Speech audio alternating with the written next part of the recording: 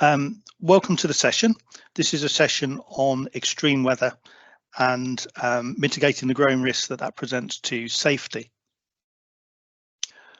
My name's Graham. I'm Head of Compliance at the National Trust. Health and safety falls within my scope of me and my team. I'm also a VSG board member and I'm the incoming chair of the Built Environment Group. Normally Ken would take MC duty, but unfortunately he's indisposed today, so I'm delighted to step in for him to do this. We have about 120 people registered to come onto this session. I notice we've got about 50 people actually attending at the moment, but we will be recording. Obviously, the event is of interest to a lot of people, so I think it's a really worthwhile session to be doing. And hopefully what we got today is going to give you some food for thought and be interesting. So let me move on to the housekeeping and how we're going to run this session.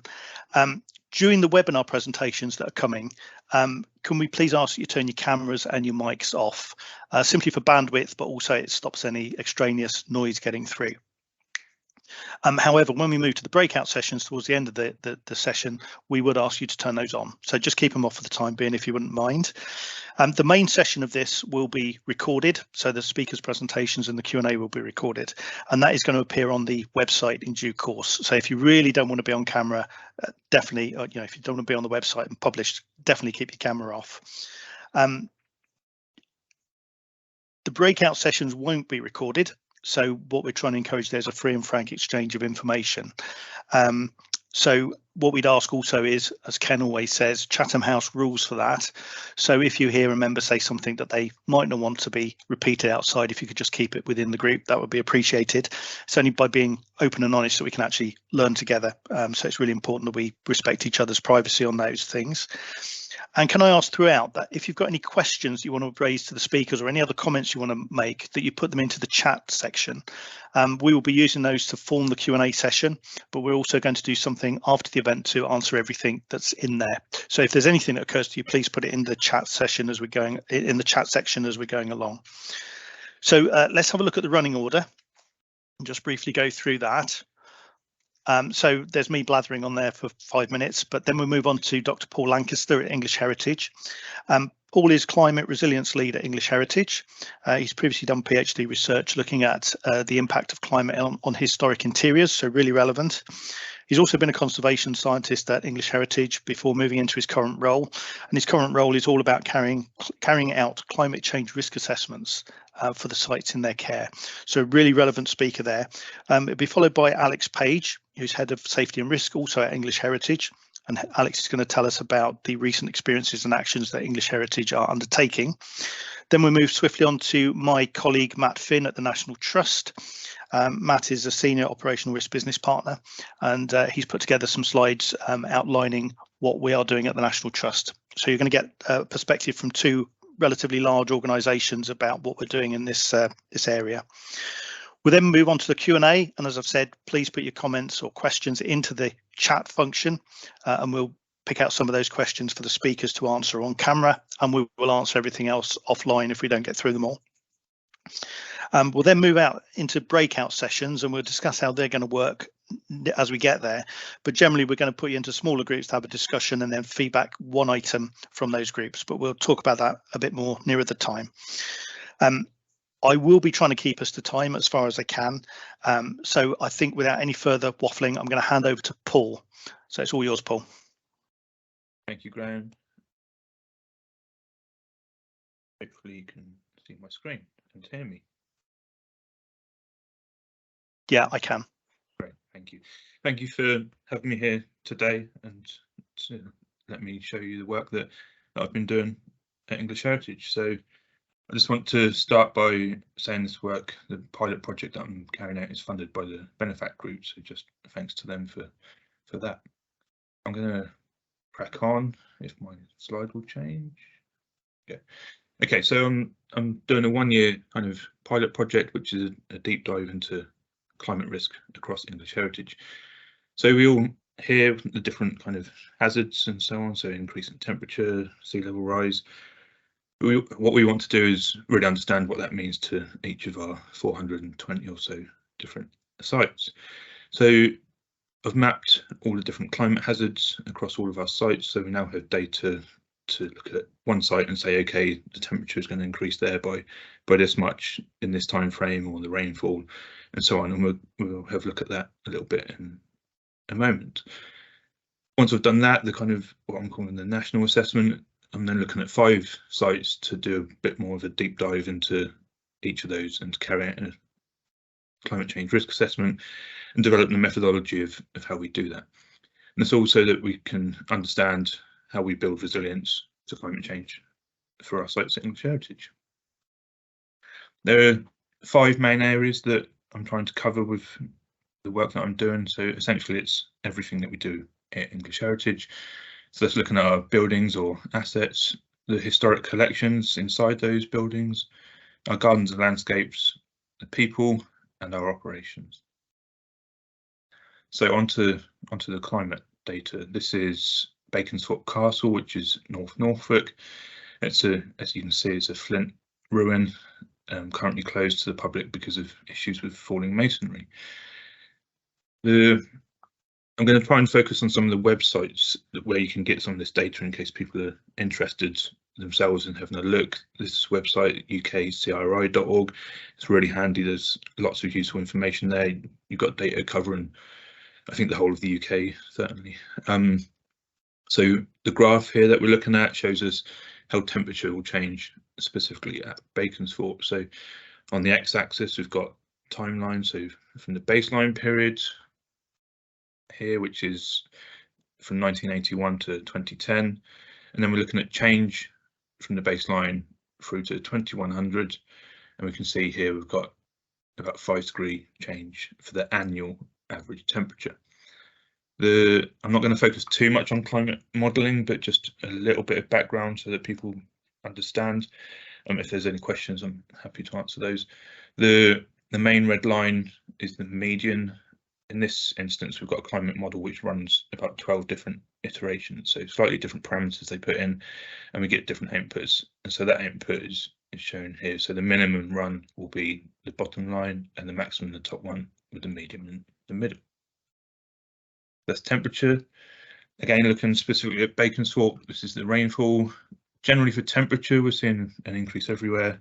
For rainfall, it's quite different across the country. So Baconsthorpe predicting about a 10% reduction into the far future. But again, you can see how the uncertainty is important here. And it's one of the big things to think about with climate change, that the value is never a specific value.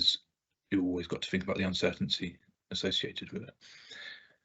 I also want to, the previous data was again an annual average, but it's important to look at a seasonal average. Sometimes I've looked at data in the past where the annual average actually is hiding what's going on in the background. So here we've got the months along the x-axis. If we look at March, we can see that there's not really any change projected. So the black line is the baseline here, and then the blue line is the far future. If we look at September, then you can see how there's quite a significant change projected there. There's another website which can be quite handy, Climate Central, and we can see that this is looking at sea level rise and how that might affect places. This is Baconsthorpe. It's not really going to be impacted here, but this is just as an example to show what data is available. If we move over this way a bit towards the Wash, the red area, which is the area below the annual flood level in the year 2100, it really starts to come in a bit with the kind of low-lying areas around the Wash, but it's quite a useful tool to visualize the future change, and you can change the settings and so on. So that's that data is the kind of pure climate hazard data. Moving on to how that will impact on what we do, there's 3 kind of data sets, 4 maybe, which are quite handy. We've talked about UKCRI. The National Trust have done some very good work in this area as well.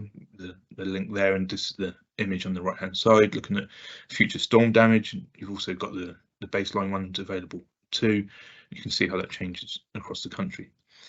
Both of these are based on the UKCP 18 data, so that's United Kingdom climate projections. They've got lots of raw data that you can get to, but they've also got some maps like this available at the link there, which is quite handy. The British Geological Society have got some free data, which is quite handy. Depending on your organisation, you can get some of their paid data for free as well. I'm happy to help people there if needed. So moving on to some of the examples of the impacts as such. So I don't want to focus too much on the actual numbers. This is specific to Audley End now. This is near Cambridge, kind of Saffron Walden area, and you can see, I've got a better picture a little bit later, but this is a large mansion essentially with a historic collection inside and formal gardens and so on. So we can see that we've got a number of days over 25 degrees. This is a daily average of 25 degrees Celsius. So when you take that into what that means, that's essentially pretty high temperatures. You can look at frost days, the temperature below, minimum daily temperature below 0. And then degree days, the concept of a degree day is that you take a threshold temperature, in this instance for the heating degree days, 15.5 degrees, and you count each day below, each degree below that. And so we can see that the amount of heating in the future, as we might expect, will go down. Cooling degree days turns that round and increases the threshold, and we can see that that's going to go up in the future. Cooling degree days, if we look at Audley End, it's unlikely with the listing status and so on that we're really going to introduce cooling, but it's quite a useful metric for us to understand different spaces and how suitable they may be in the future. You can see here there's quite a big increase. Okay, are some of the spaces that we currently use and are they going to be suitable in the future? Kitchen is the kind of example, prime example there. Moving on to people, so there's a metric which looks at heat stress in people, and then we've got the METOS heat wave metrics, those projected into the future. And then there's the road melt, which looks at asphalt surfaces and the potential for those to melt in the future. So one of the key points to think about here is that the magnitude of the change isn't always important. There might be thresholds in which individual to certain properties or locations which might change. So it's a nice example is if we think about rainfall, Audley End, the roof might be in good or poor condition. If there's leaks into the collection causing damage, just a small amount of increase might be really significant toward the end. Equally, the roof might be absolutely fine and have plenty of capacity to take more rainfall, and so it might be okay with a big change. So these the magnitude of a change isn't always important. You need to think about each individual site and are there specific thresholds that might be important there. We can see the metrics for precipitation here. The top three, sorry, National Trust ones from the climate hazard work, and then we've got metrics on drought that for Audley End it will increase in severity, but then the amount of days of very dry conditions or extremely dry will increase from 2 to 13 by the year 2100. Moving on to landscape kind of based metrics, we've got growing degree days, again same principle but with a different threshold. This one's quite handy but is quite simplistic, so it's important to talk about that a little bit more. Maybe it gives us an indication of you might need to have more grass cutting or more garden maintenance in the future. So it relates to plants but also insects as well. But it is simplistic. There's some work being done recently by Oxford University which has looked at soft capping. So soft capping is a way that we maintain some of our ruined structures. We put the soft capping on the top, so kind of grass and different plants which help to manage the water that doesn't go into the ruin and cause damage. Oxford looked at the specific species that we use, typically sedum based plants, which are somewhat drought resistant, but interestingly when they projected that through to year 2100, we're seeing that the species that we use now are not resilient to the changes we'll see in the future. So we need to start thinking about, do we need to change our practices there to manage our wallheads? We've got data on ground instability also, and then the fire severity index. So that is a metric which specifically looks at how severe a fire might get if you have a fire. So that kind of comes on to the approach that we're taking at English Heritage. There's all of this future climate data, but the approach that I'm taking is to look at what our current risk is as well, to help inform how vulnerable some of our sites may be and kind of put that into context of what the future changes are. So we start to bring in our kind of current data. So broadly, there were 4 external fires reported since 2017. These are the likes of barbecues being lit, or I think maybe there was a fence which was set alight, so more antisocial kind of behaviour issues, as opposed to these are not large grass fires. But it kind of shows you the risk of ignition that we might have. Moving on to current flood data, we don't have future flood data at the moment. There are paid sources available which we're investigating, but at the moment we've just got current flood data. So we can see Audley End, and we've got the house here, and we've also got a cafe and stable block kind of in this area. We've got Audley End is within the flood zones 2 and 3 for the Environment Agency. The house is okay, but that cafe disappears under here somewhere. We've got the surface water flooding at the top, and then this is again paid data from the British Geological Society. And if we look at the house, we've got the potential for groundwater flooding at below ground level, which is the green box there. So for the basement in the house, then we might have a problem with the risk there.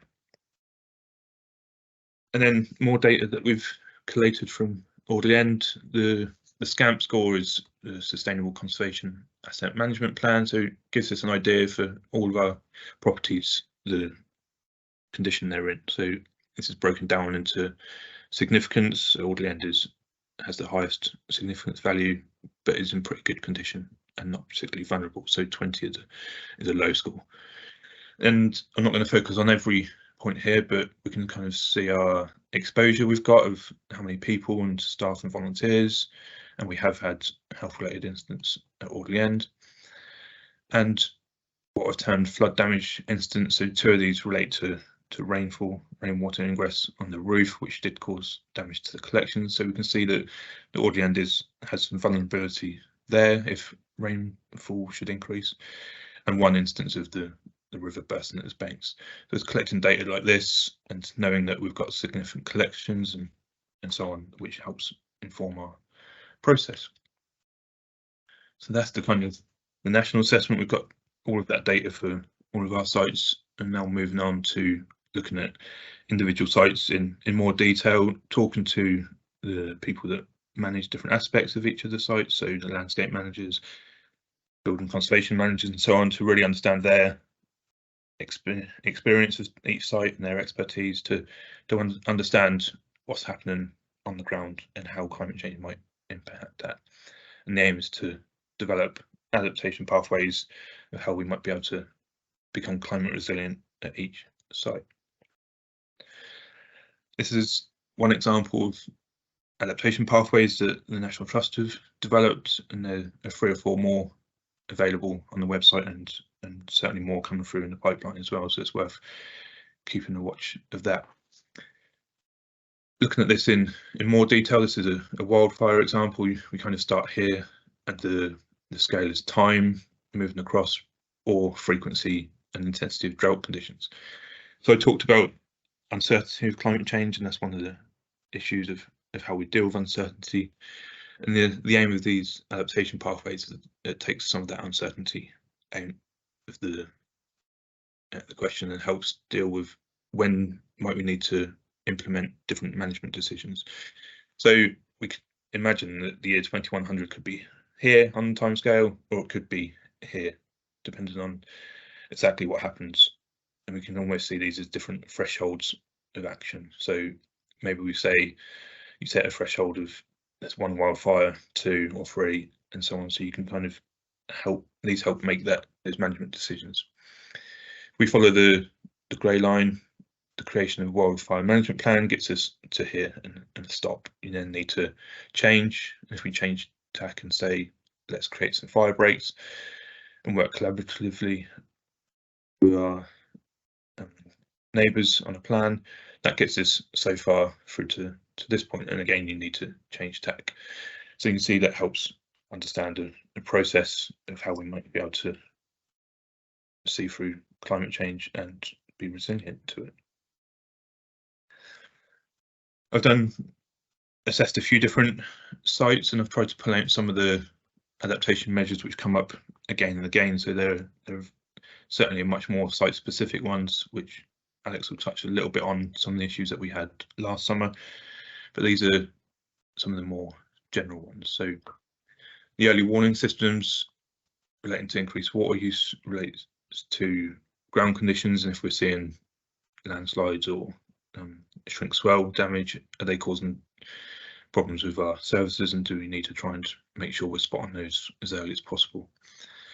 It's likely that there'll be increased maintenance in masonry and rainwater goods, and those rainwater goods and drainage goods, etc., may need alterations if we're seeing an increase in rainfall to be able to cope with that. We in the introduction, it was mentioned my PhD, which looked at historic collections in properties, and part of that, one of the predictions was that mold growth will increase in the future quite significantly. We're seeing that in the few years since I've done my PhD. We're certainly getting more mold instances, and I know across organisations with collections they're certainly seeing more as well. So potentially in the future we'll need further resources to be able to deal with that and try and prevent that from happening, which might mean more environmental monitoring, more kit to be able to look at that and spot it before it happens, as well as remediation. In terms of operations, one of the national kind of risks is related to the electricity supply. Are we going to have more power cuts and so on? Do we need to have capacity for backup so that we can carry on with our operations? The National Trust again have done some good work on understanding visitor behaviour and how that might change in the future. So are we going to need to change our opening hours, open earlier in the day, close later in the evening, kind of the whole siesta kind of principle? Do we need to think about how we open our sites?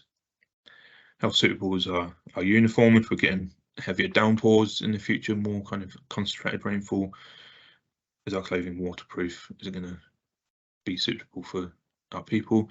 Equally, is it going to keep them cool enough in the really hot weather? Moving across, it's important to say that some of these adaptation measures are things that people might already be doing. So we're pretty good with emergency plans, and we practice those with the local authorities. That's going to be really important in the future if we're getting some of the increases in risk that we're seeing. I kind of touched earlier on spaces and how suitable they might be in the future with the increase in temperature. We've got a cafe which is a greenhouse. I suggest that probably by the year 2100 is not going to be particularly suitable. In terms of wildfire risk, there's a website which is the link at the bottom here, which allows you to monitor your risk in live real time as to where you are in terms of wildfire risk. So it might be that site needs to keep an eye on this and increase control measures depending on the risk level to try and prevent wildfires. It could be education of visitors as they're coming into the site, or potentially increased supervision to try and prevent those ignition sources. In terms of landscape, do we need to reduce the dwell time under trees? This relates to sudden branch drop. If we've got increased drought conditions, there might be potential that sudden branch drop increases in the future. So do we need to stop people dwelling under the trees? How do we do this? Do we maybe let the grass grow a little bit longer, change our mowing regimes? But then if we've got long dry grass, does that increase our wildfire risk? So you can kind of see that there are certain bits which kind of come up against each other. We probably need to manage that in a slightly different way. We're reducing the dwell time under trees, but we also need to increase opportunities for shade and for rest for people outdoors with the kind of increased hot conditions. Again, there's kind of points which are coming against each other there. And just the last slide, it's early days, the work that I'm carrying out in English Heritage, but these are kind of the opportunities that I've identified of how we can start to embed this work into everything that we do to try and make climate informed decisions. So we've been running a few master plan exercises, and the image is a snapshot of the data I produced for those so that the master planners can understand how climate will change at each site in the future. We have condition surveys on a rolling programme, and can feed into that to our surveyors so that they have a better understanding of how things might change in the future. And projects is the big one. When we've got lots of projects on the go, we don't want to be making poor decisions which are then locked in for the future. We want to be able to inform our project managers, and the aim for this is to have the sustainable design tool so that they've got all the information at their fingertips and can make climate informed decisions. And that's everything from me. I'm going to hand over to Alex now. Thank you very much. Thanks, Paul. Let me just pull the screen sharing face. Screen share. Okay.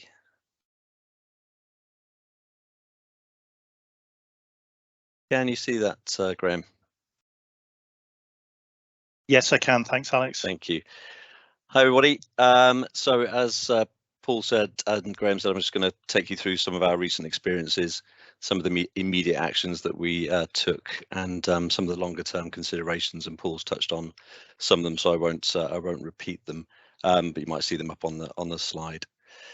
Just to put it into some context, so a while back, Visitor Safety Group asked for some webinar topics. I suggested this one, not because we've been the worst affected by this, not because we have all of the solutions or that I'm promoting any sort of best practice, but really to kind of start a conversation or to join one if one's already been started, and hopefully to share some experiences and to get to a point of best practice. I know there's a lot of good work out there, and we're going to touch on some of it today.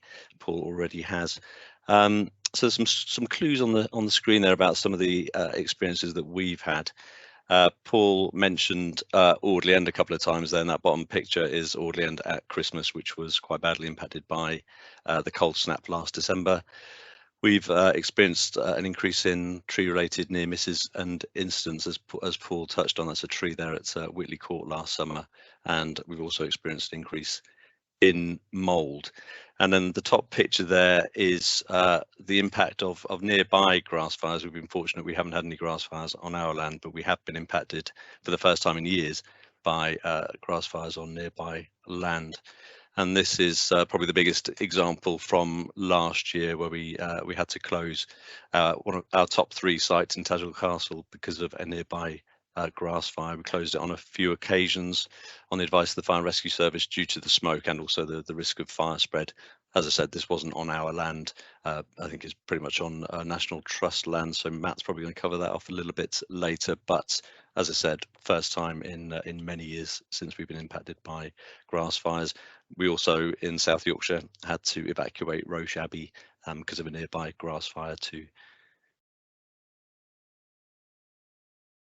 So on the left there, we've got some of the other things that we experienced predominantly last summer. Obviously, we've had some experience of this summer as well, but not quite as bad. And they're not necessarily new things, but they are certainly things that we're seeing more of, and I'm sure you guys have shared similar experiences. So we've definitely seen an increase in heat-related ill health, whether that's staff, volunteers, or visitors. Absolutely an increase in unusable spaces. Paul mentioned greenhouses there. We've had to close orangeries, greenhouses, and attic spaces as well. We had to, at some sites, close play areas. We had to cordon off benches because of materials getting hot, such as metal slides. I mean, despite all of the media coverage, we saw a worrying increase in barbecues and littering, which was really worrying when you saw some of the wildfires that were happening last year.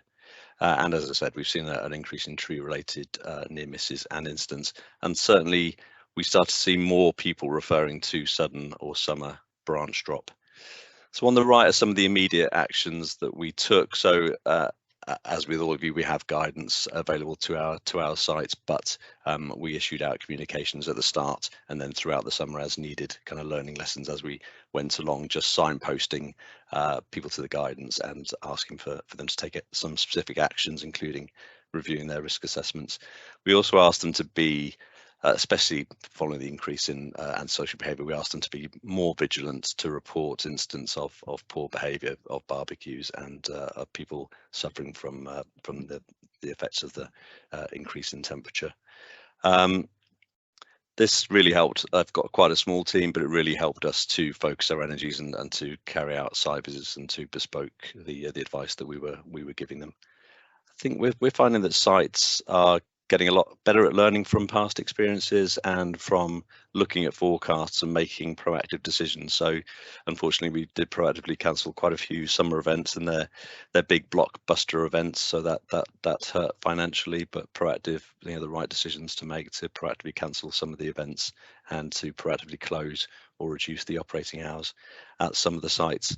And this wasn't a blanket closure even on some of those peak or record days, because some of the sites could offer really usable spaces and shade, etc.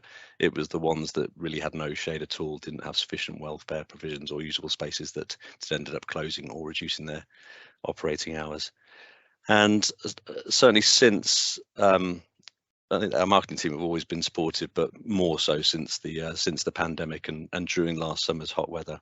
They were really helpful and put some social media posts out, as well as using websites to communicate some of the do's and don'ts. And this is an example of some of the social media that was posted last summer. So on the left, you've got your typical, visit, spend some money, buy an ice cream, and then you can see as we moved over to the summer and some of those record days, it progresses to a more take care, please don't start a fire type message. And so that was really helpful for them to be able to support us with some of those communications to visitors. So the left column hasn't changed, but on the right, these are some of the longer term considerations. And again, there is some really good information out there, including the stuff that Paul mentioned earlier that Matt's probably going to go into in a bit more detail. But these are some of the conversations that obviously started last summer and are progressing. Paul's talked about projects. We had to shut down a lot of fridges and freezers in some of our spaces because they just put too much electrical equipment into a small space. So we've fed that back to the project team. Obviously, materials that are used for equipment and play areas, that's been fed back, and critically the use of spaces and welfare spaces for staff and volunteers. If we're going to grow visitors, we tend to grow the need for staff and volunteers. Have we got sufficient welfare spaces considering the extreme weathers that we've been experiencing? Paul mentioned it briefly. Lots of discussions internally about what does this mean for our operating hours. We were quite reactive last year. Going forward, are we going to have to reduce our operating hours? What are others doing, especially when you look overseas? Is there some best practice out there? So these are some of the things that we're looking into. We've got a fairly new nature strategy. So Paul's talked about the conflict would be too strong a word, but we are looking at some of those kind of potential conflicts between the nature strategy and some of the risks that we're facing from antisocial behaviour, from people using barbecues. Do we need to look at the grass cutting regime, for example, and that question over wildlife versus creating fire breaks? So these are some of the internal conversations that are ongoing. And crucially, where it comes to sudden branch drop, we have a fairly new tree survey regime, which is a risk-based one, as most of you have, and we're just reviewing, are we considering sudden and summer branch drop sufficiently in there? It's not an exact science, but are we covering that sufficiently? So I'd be really interested to see how you guys are handling sudden summer branch drop. And then a big one for us is fire beaters, and I know some of you do have staff volunteers who are fire beaters. We don't, and we haven't had for many years. So I'd be really interested to hear whether you do have fire beaters, how that works, and obviously there are risks associated with that. So, but that is something that we're looking really closely at. So covering 2 seasons in 10 minutes, just moving on to the winter. So we talked about Audley End in near Cambridge, and again, last December in particular, a real cold snap saw an increase in ill health amongst staff, even though there was lots of guidance out there, and they had reviewed risk assessments. They were so extreme that we did see some issues with some of the staff working at some of these outdoor events, and obviously we rotated staff and volunteers more and introduced some more welfare provisions, but we did see some ill health. And again, it did lead to more closures than usual where it came to sites and event cancellation.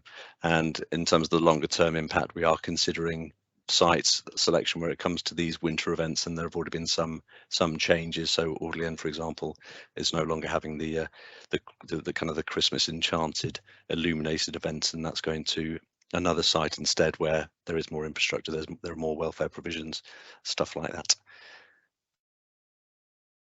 And then finally on to mould, and as Paul mentioned, it does seem to be a growing risk, not only within collections but also at sites. And we've, for the first time, have had to close a site due to mould. This is Lullingston in the southeast. It's a Roman villa, which is below ground. There's a well there, and when we came back after the winter closed down, there was evidence of mould. So obviously there was sampling done. It was all risk assessed, and there was cleaning carried out. Ongoing monitoring, ongoing sampling. The situation was actually getting worse, so we took the decision to close the site, and it's still currently closed. They've removed some of the interpretation, but there's still more work to be done there. So this is a growing risk. Interesting to see. I'd be interested to see if you're experiencing an increase too, especially at sites. I think we found internally perhaps that it's an underrepresented risk in terms of resources and arrangements. So we're looking closely at that at the moment, and again, very interested to know what arrangements and resources that you have in your organisations. But that is it for me for the moment. So I'll just hand over to Matt.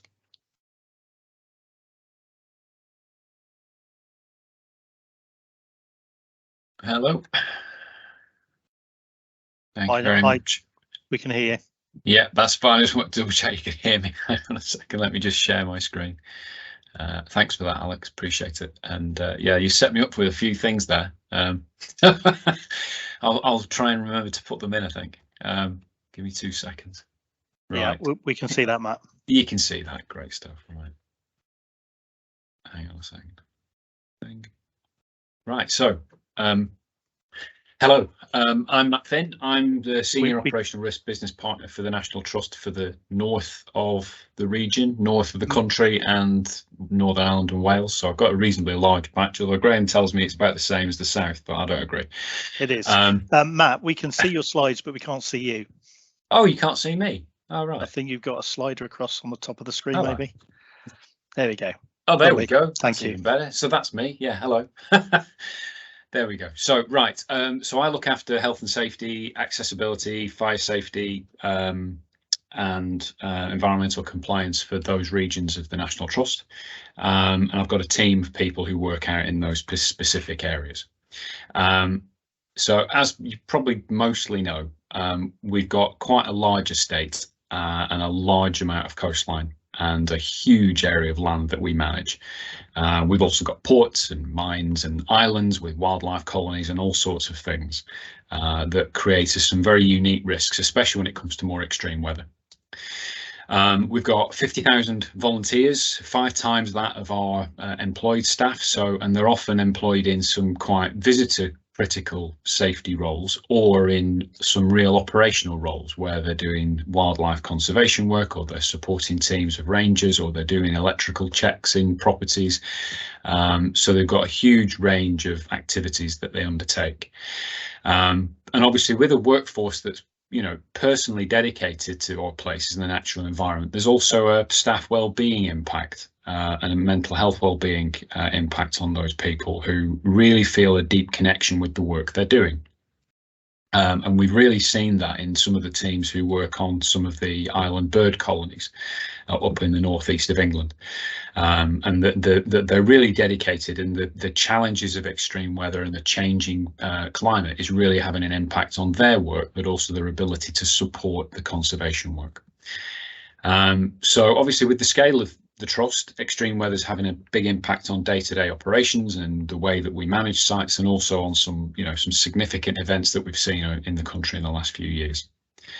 2022, this was a slide provided by a colleague, and it's one of these things where you sort of get a bit of climate amnesia. I think we see lots of events and things happening, and things have overtaken us this year with wildfires and some extreme weather, and the weather down in southern Europe, and we might see some of that in years to come. But this is the stuff that went on in 2022, from Storm Dudley through to the wildfires that we had across the moorlands in the north of England, and the ridiculously record-breaking temperatures we saw in the south.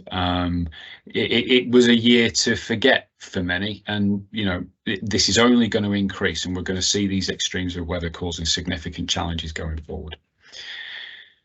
So I thought what I'll do is I'll pull together some examples of where things have happened for us, what events we've seen in the National Trust, some significant ones, and I'll just explain some of the background to that and what we're trying to do with some of them to try and mitigate the damage. Paul and Alex have talked about adaptation, and that's kind of core to what the National Trust is trying to do to try and cope with the extremes of weather. So I'll talk a little bit at the end about how the Trust has got a programme of adaptation and adapting the way that we work, our business plans, and how we make more sites more resilient to climate change. So the impacts that I'm going to go through really are very similar to those that other organisations will have, and they're very much about the landscapes, the impact on footpaths and buildings and tree risks, and the way that those events really sort of endanger visitors and disrupt our essential conservation work.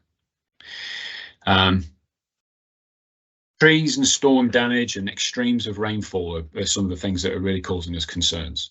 The example at the top is Ray Castle, and some trees came down at Ray Castle which were perfectly fine. They'd been assessed on a routine basis, but Storm Dudley actually just ripped the heart out of them. And we've seen this across the north of England, where substantially healthy trees are coming down in because of, not just because of the storm, but because maybe the wind direction, the force of the storm, the gusts of the wind, and that's starting to have a real impact on sites. The pictures at the bottom are of Lyme Park, where we had some extreme rainfall and a significant amount of very fast flooding that took place, and ripped through some of the buildings on the site and moved 25 tons of debris across the park and across the gardens that all had to then be cleaned up. So we're talking about obviously there's the initial impact of the extreme weather, but then there's all the follow-on knock-on effects of the staff and the volunteers then working to resolve that issue and making sure we manage the health and safety implications of that additional work that comes in. To try and mitigate the flow of water and manage where water goes, we're doing quite a bit. Lyme Park itself has got a huge project underway at the moment to try and change and divert the flow of water so that this doesn't happen again, because that particular landscape is at risk of additional flooding in years to come because of the nature of where the house and the gardens and the park is in relation to the moorland above. And we're also, you may have seen in the news, we're doing quite a bit of work on rewiggling rivers and slowing down the flow of water to try and make things a little bit more natural, and even bringing in a few beavers to try and make the rivers a little slower. And that seems to be starting to work, especially with the Derwent up in the Lake District. It's suffered this year from a lack of water. But if we can slow down that water and stop that channel of water straight out to sea, that will help us to mitigate the flood risks further downstream.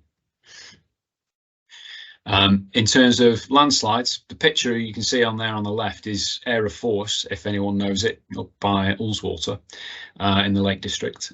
This was an event where a tree came down along with half of a hillside and took out the footpath.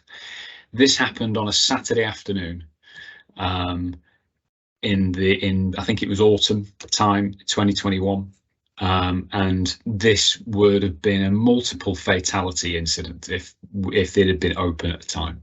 Fortunately, it was closed for some other renovation work, but there were visitors around the site who saw this happen and quite traumatized by it. But this was a significant incident in the Lake District, and the concern for this one was really about the fact that we think this was caused by extremes of dry weather followed by very wet weather, an extreme length of time for that wet weather, which just basically the soil could not cope with the changing landscape. So in this particular area, we've ended up taking out some extra trees, which were mature trees, perfectly fine, structurally okay, but they're on the bank of that cliff. So the real risk is that we have more events like that in this particular environment it would lead to another landslip. So really it's about adapting our approach and making sure that we are considering each individual site. So we've got a tree safety management protocol, but actually making sure that we'll consider the individual risk of that site, not just the trees and the the normal things we would consider on a tree safety management program. Diseases and pests, again, it's impacting on trees. This particular interesting incident was at Powys Castle.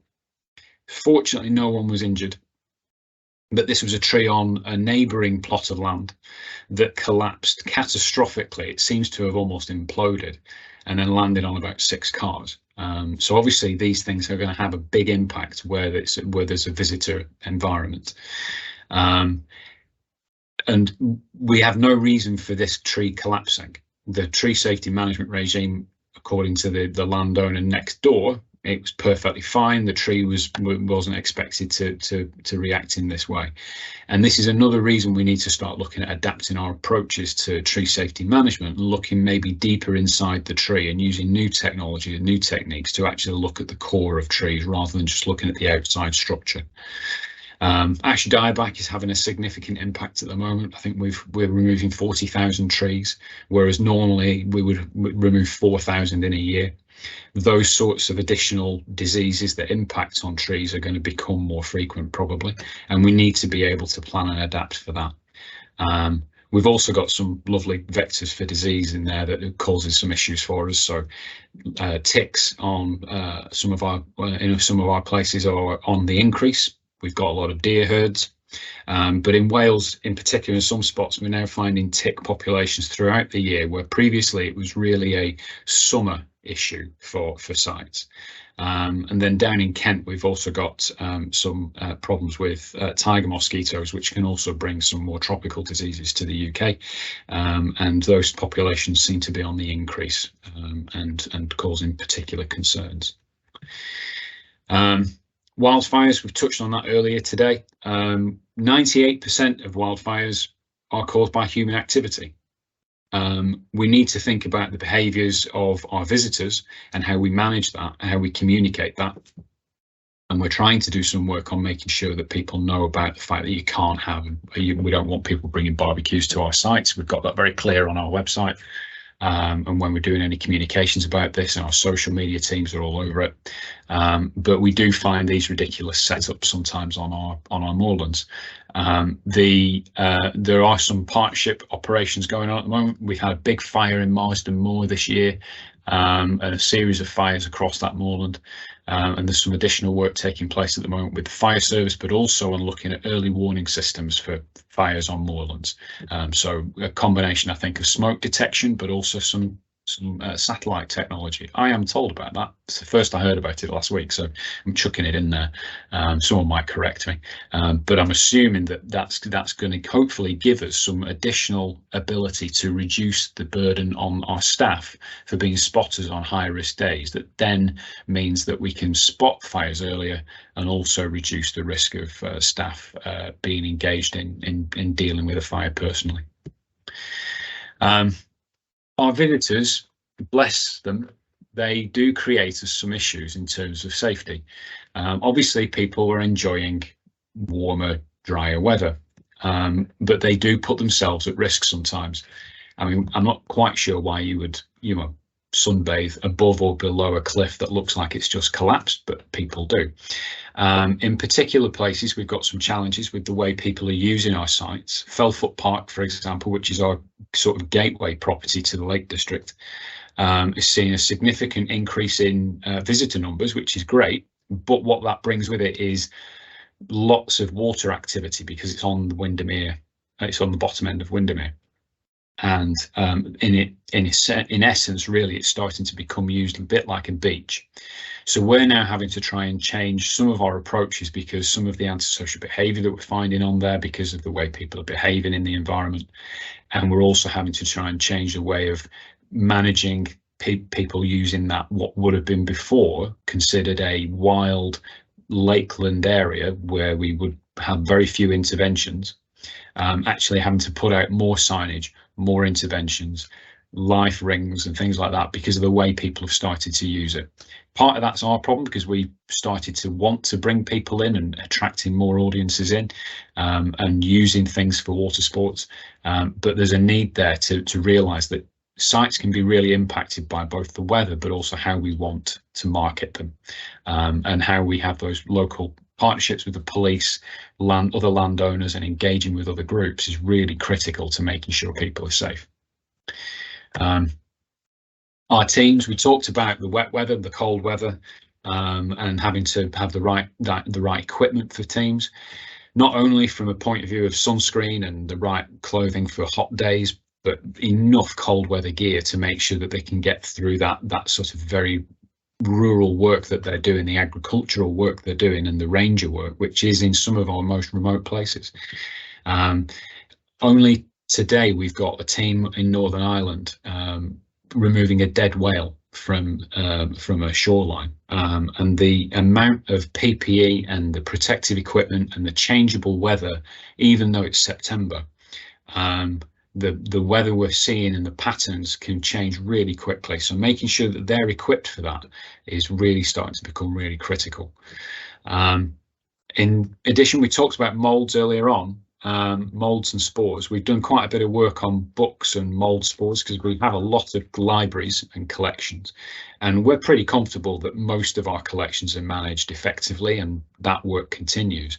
But as the weather changes and the climate changes, places that were previously not too damp may become more humid, more damp, and especially in some of our coastal areas where we've got rangers working and more rural spots, those indoor spaces and some of the areas we use for conservation work while staff are staying away, maybe on an island or in a remote spot, are becoming more at risk from damage and from risks to their health.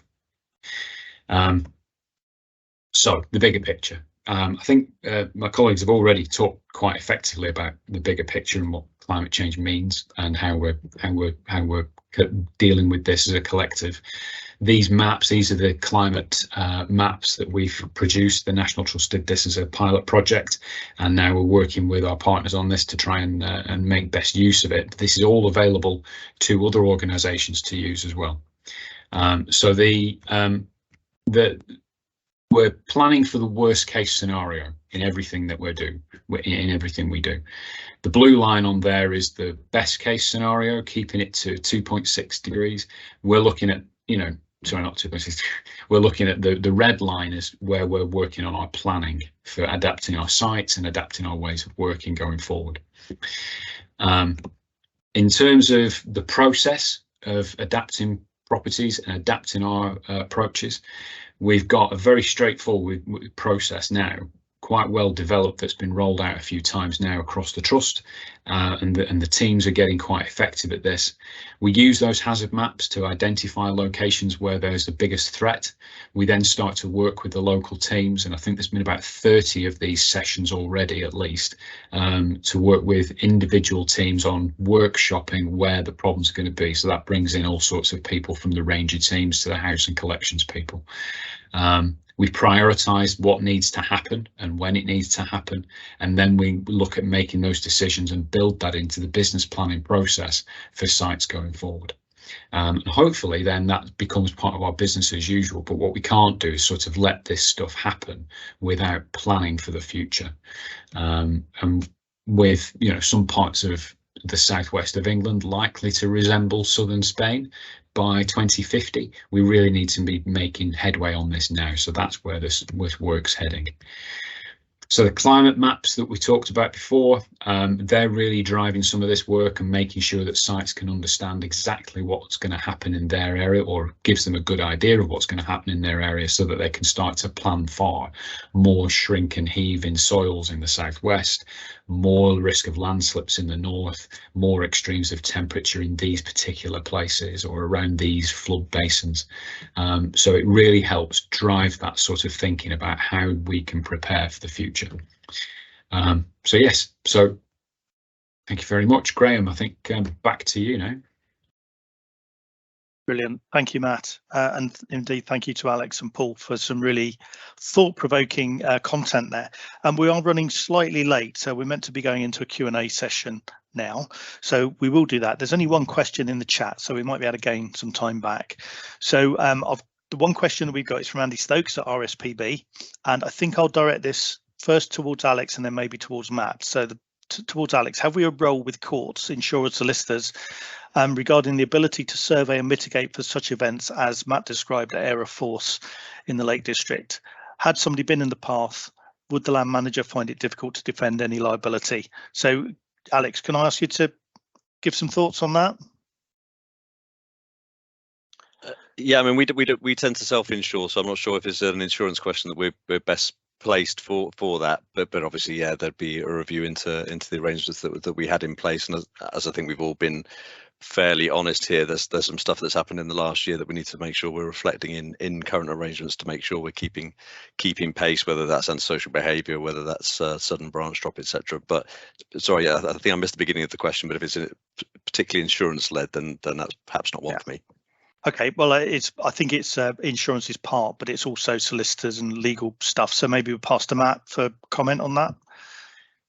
Yeah, I think there is a liability there, but obviously if we're actively managing the site and we've carried out all the tree safety management surveys and we're considering that, and we've got a visitor safety risk assessment that covers the risk of extreme events going forward, I think that's going to be the critical bit. Have our risk assessments covered extreme events? That's where we would expect HSE to be looking at, or the local authority, and they would want to see that we've got that in place. If we haven't got that in place and we haven't kept up with those programs of work, then you would find it difficult to defend. However, there are extremes, and if there's a significantly extreme event, that's not something that really we can prepare for other than do the things that we need to do to shut sites. We've got a very risk averse approach to trees and wind speeds and wind direction, and we leave it down to the managers on the scene to make the decision on whether they close. And they're able to make those decisions without having to refer up to another party. So it's something we try to empower people to make those decisions on to protect people. But yeah, catastrophic events I think are defendable, but in terms of where we've got a situation like this, which was a slow burning issue and the result of changing climate, it's about managing what you've got and having that built into your systems. I think I'd add to that. I think it's no different to now. If we've done what is reasonably practicable, I think we can defend. It's just a question of where we are on that spectrum and what the court decides on the day. But I think, as you say, Matt, just putting the measures in place is the way to manage that. I'm only going to ask one other question because there's nothing else in the chat, and I'm going to direct this to each of the speakers if that's okay. So Alex, Matt and Paul.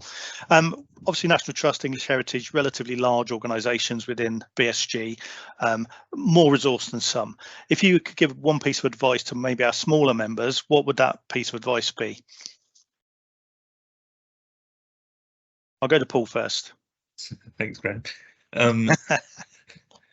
I guess it would be to start to look at how your individual location sites, whatever it is, look at those and try and, yeah, you probably got a pretty good idea what the current risks are, but then to look at how climate change might impact on that in the future. And hopefully I've shared quite a few resources of where data is freely available to be able to help inform that and really look at what might be your future risks and start to plan for them. Lovely, thanks, Paul. Alex, anything to add? Yeah, I mean, the team that Paul's in is fairly new. Actually, it's only a couple of years old, so we're fairly in our kind of infancy where it comes to this. I think Matt made a really good point there about empowering sites to make decisions, because we can plan, but they need to be making that call on the day and feel able to reach out if needed. But I think for me this is a growing issue, and my own advice is let's talk to each other and reach out to each other. And please, yeah, don't assume that we're necessarily ahead of the game here. We're learning to a degree as well, and the climate risk assessments that Paul has only just embarked on are going to be really useful. Okay, anything from you, Matt? I think really it's a case of speaking to people on the ground who are working at those sites individually and making sure that they've got a way of feeding risks into you that you may not have thought about, or that, you know, the manager of a region may not have thought about. You know, they're the ones who see this every day and see the changing landscape and the changing environment. So involving those people at an early stage is really critical to making sure you can make those right decisions. Okay, I think the summary of that is act now, isn't it? Start to think of it now. If you're not already doing it, you need to get on and start thinking about it. Okay, so we've heard the approaches of National Trust and English Heritage. What we're going to do now is move into the breakout sessions, where we're going to ask all of you to go into a breakout room. What we need now is for each of the groups to feedback one thing, if they would, one thing from the content of the discussion. I don't know what order we're going to go around, but I've been nominated for my group's feedback, so I'll start. And the things that the group came up with, and it's more than one thing, but it's they feel local factors need to be taken into account, and local property teams and staff members need to be empowered to deal with this stuff. There's a possibility of maybe having some thresholds in risk assessments to inform decision making and to mitigate against staff who come and go. Important that sites communicate with each other, not just across and within an organisation, but outside of organisations and even internationally, so we can have a joined up approach on this. And the VSG should possibly take a lobbying role to try and drive legislation that might mitigate some of the behaviour that we see. So have we got anybody from any other group who'd like to give a summary of what they were discussing? Yeah, I've been volunteered by my group. I made a point that, well, I work in nature conservation, and one of the things we're really dependent on is so working with our neighbors in terms of water management and so nature conservation. So that's one of the key things that we thought would put forward as being important. Thank you. I know we're running a little bit short on time because we need to wrap up. Can I ask that if there's people been appointed as their group's spokesperson, if they could type their feedback into the chat, and we'll make a summary of those and distribute those as part of the course material at a later date. So if you wouldn't mind just popping your detail in there, and then we can share it with all the members of the all of the attendees. If we can have the next slide, Elizabeth. So we have one more ask of you.